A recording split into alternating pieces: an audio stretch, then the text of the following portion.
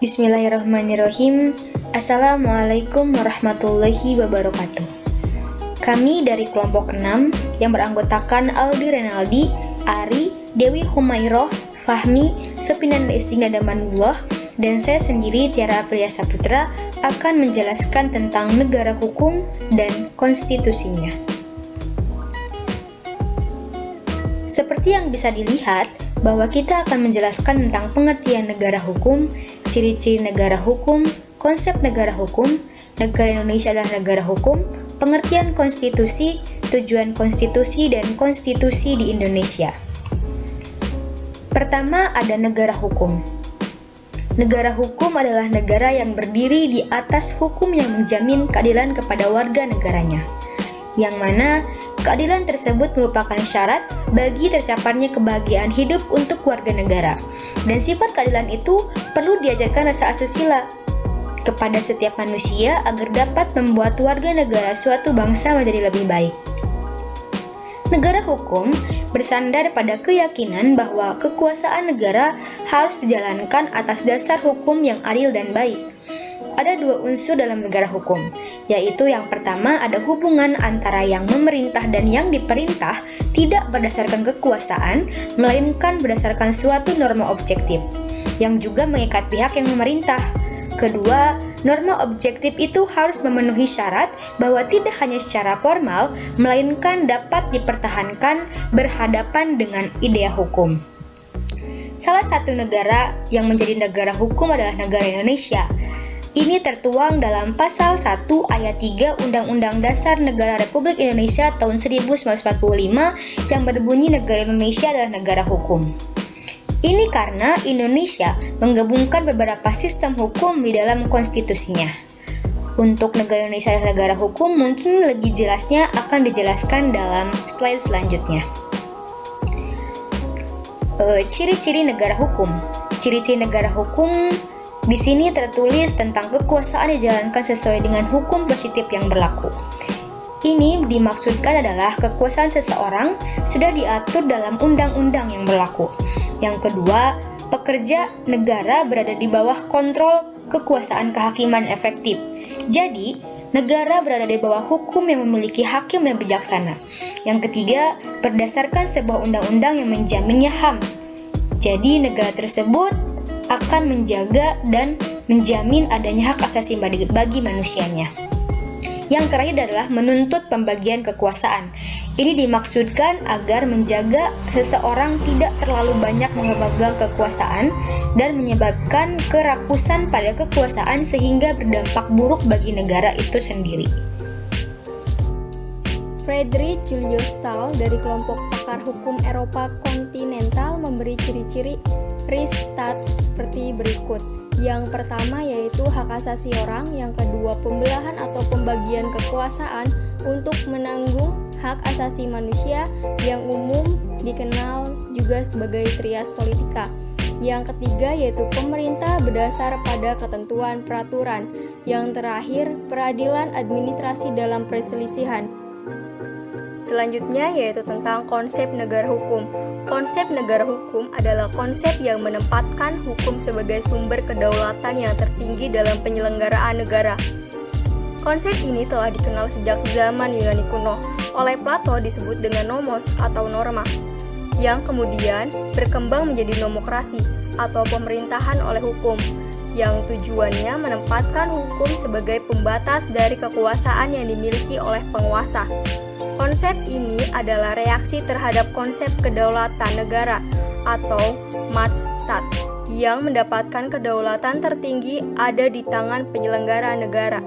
Indonesia sebagai negara hukum, yang dimana menurut penjelasan Undang-Undang Dasar 1945, negara Indonesia adalah negara hukum yang berdasarkan Pancasila dan bukan berdasarkan atas kekuasaan. Jadi di mana segala tindakan akan diproses secara hukum di negara Indonesia. Untuk lebih jelasnya, kita dapat membaca buku yang ditulis oleh A. Mufti Fajar tentang negara hukum dan perkembangan teori hukum, sejarah dan pergeseran paradigma. Assalamualaikum warahmatullahi wabarakatuh. saya Aldi Renaldi akan melanjutkan materi berikutnya tentang pengertian konstitusi. Istilah konstitusi dikenal dalam sejumlah bahasa. Ada beberapa bahasa, misalnya constitution dalam bahasa Inggris atau constituer dalam bahasa Perancis. Constitution sendiri berarti membentuk atau pembentukan. Yang dimaksud dengan pembentukan di sini adalah membentuk suatu negara. Konstitusi mengandung permulaan dari segala peraturan mengenai suatu negara, atau dengan kata lain, bahwa konstitusi mengandung permulaan dari segala peraturan mengenai negara, atau pembentukan suatu negara, atau menyusun dan menyatakan suatu negara, dan sebagai peraturan dasar mengenai pembentukan suatu negara. Kemudian tujuan konstitusi. Sesuatu dibuat pasti memiliki tujuan, dan ada beberapa tujuan dari pembentukannya sebuah konstitusi, yaitu membatasi kekuasaan penguasa agar tidak bertindak sewenang-wenang. Maksudnya, tanpa membatasi kekuasaan penguasa, konstitusi tidak akan berjalan dengan baik, dan bisa saja kekuasaan penguasa akan merajalela dan bisa merugikan rakyat banyak. Kemudian, melindungi HAM. Maksudnya, setiap penguasa berhak menghormati hak orang lain dan hak memperoleh perlindungan hukum dalam hal melaksanakan haknya. Lalu yang terakhir yaitu pedoman penyelenggaraan negara, yang dimana maksudnya tanpa adanya pedoman konstitusi, negara kita tidak akan berdiri dengan kokoh. Assalamualaikum warahmatullahi wabarakatuh. Saya Sukinanda Istighna Manullah NIM 2019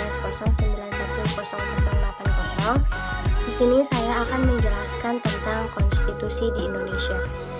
Konstitusi di Indonesia dalam proses reformasi hukum dewasa ini, berbagai kajian ilmiah tentang Undang-Undang 1945. Banyak yang melontarkan ide untuk melakukan amandemen terhadap Undang-Undang 1945. Memang, amandemen tidak dimaksudkan untuk mengganti sama sekali Undang-Undang 1945, akan tetapi merupakan prosedur penyempurnaan terhadap Undang-Undang 1945, tanpa harus langsung mengubah undang-undangnya itu sendiri.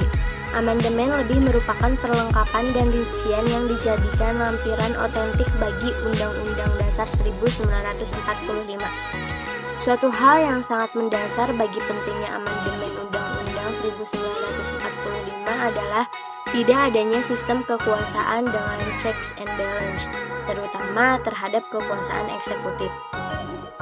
Oleh karena itu, bagi bangsa Indonesia, proses reformasi terhadap Undang-Undang Dasar 1945 merupakan suatu keharusan, karena hal itu akan mengantarkan bangsa Indonesia ke arah tahapan baru melakukan penataan terhadap ketatanegaraan.